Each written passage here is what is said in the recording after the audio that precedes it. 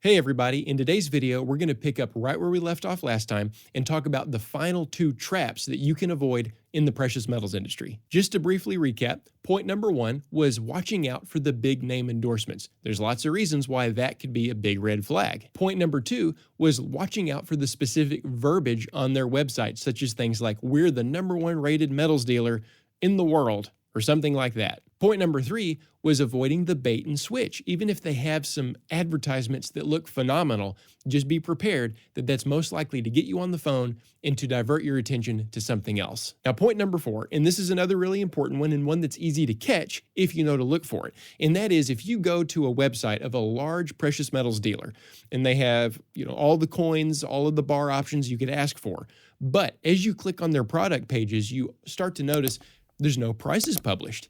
There aren't prices anywhere on the website. Maybe the spot price is up at the very top, but there's no retail value for any of these coins that you're looking at. And perhaps in place of something like a price, it'll have something like call for price or something along those lines.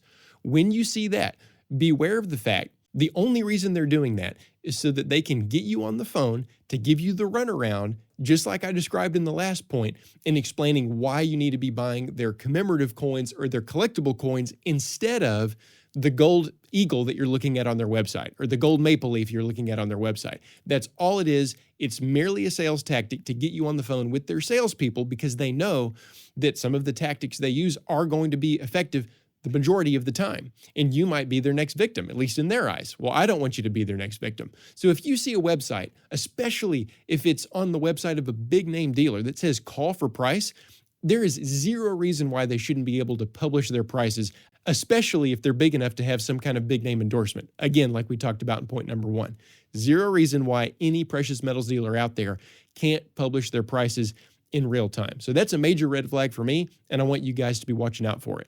And finally, number five, I want you guys to be aware of the kind of tactics that they use when they do get you on the phone. Let's say hypothetically, you do need to call a dealer for whatever reason. Maybe you're genuinely interested in seeing if you can get the price that they're advertising on a particular coin. That's fine. And when you get on the phone with them, just be prepared for the fact that they are going to then unreel a number of fear tactics in order to get you scared into purchasing maybe a certain amount or a particular product that they really want to push on you. They'll exploit anything from market conditions to economic turmoil to geopolitical things that are happening across the Atlantic Ocean, things going on in the Middle East, things going on, wars that are happening, things that are happening in our economy. Maybe it's an election season. Perhaps we just got some news from the Fed that inflation is worse than we thought, that it's going to be prolonged. Maybe they have to raise interest rates again, and now we have concern of another recession.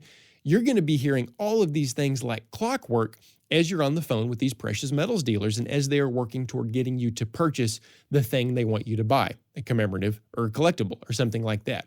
So be aware that they are going to be using a lot of these facts that are happening around us as fear tactics to get you to purchase quicker and to kind of insert this fear-induced urgency into the equation to get you to act quicker.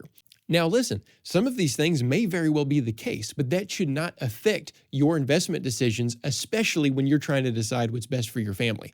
If a dealer is operating honestly, they know that what they're offering you is a reasonable investment, something that makes a lot of sense that people have used to diversify their portfolios for centuries.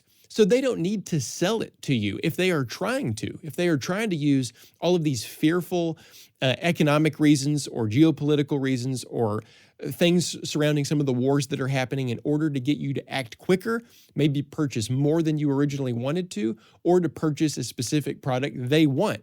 Avoid that dealer, avoid the person that you're talking to, because there's no reason why a person needs those things incorporated into their decision-making for gold and silver. It's simply not necessary. As the consumer, you should be able to go to their website, even talk to a support agent without ever feeling like you're being sold to, but rather just getting your questions answered and knowing how to make the purchase, make the investment that is best for you and your family. It's as simple as that. And if you're talking with someone that's overcomplicating that process, that may be a red flag that they're trying to sell you something that's actually not best. Well, that's it for today, everybody. And if you want more information on this topic specifically, check out the links in the description below, and we'll see you next time.